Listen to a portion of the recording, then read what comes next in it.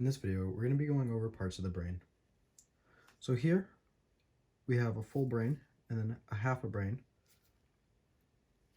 So first, we're going to go over the two biggest portions of the brain, the cerebrum and the cerebellum. The cerebrum can be split into two hemispheres by this longitudinal fissure here, and the cerebrum and cerebellum can be split by the transverse fissure here. So the cerebrum has a frontal lobe, a parietal lobe, temporal lobes on the sides here, and occipital in the back. These noodle-like structures here are called gyrus, and the divots between them all are called sulci. Gyrus for singular, gyri for plural, and then sulcus for singular, sulci for plural. From here, we're going to go over some of the cranial nerves. We have the olfactory bulb here, going to the olfactory tract. We have the budding of the optic nerves here that go to the eyes. They cross here at the optic chiasm, then go down the optic tract here. We have the oculomotor nerves here and here. Going down, we have the midbrain here, then the pons, which is the little bump, medulla, and then we have the spinal cord.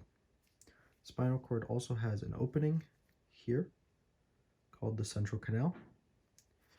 It could also be seen here. Before we go into the opening and its fluid, we're going to go over the corpus callosum here. So the corpus callosum. Inside of it, it's going to be one of our ventricles, but we'll get to that later. The bottom of this ventricle is called the fornix. So think of the floor, the fornix. We have the thalamus here. And then this is the hypothalamus. So thalamus, hypothalamus. Normally the pineal gland would be about here, but it's missing in this one. But it's very obvious. It kind of looks like a little peanut. So now let's get into those ventricles. So ventricles 1 and 2 are also known as the lateral ventricles. It's because they'll be in each hemisphere of the brain. So just like this is split, there's one on this side here and another one on this side here. So they can also be known as lateral ventricles. So ventricles 1 and 2 then come to ventricles 3 that goes around the thalamus here. From there, it's going to go through the cerebral aqueduct here. And from the cerebral aqueduct, it's going to go to our fourth ventricle here, surrounding the arbor vitae, or tree of life.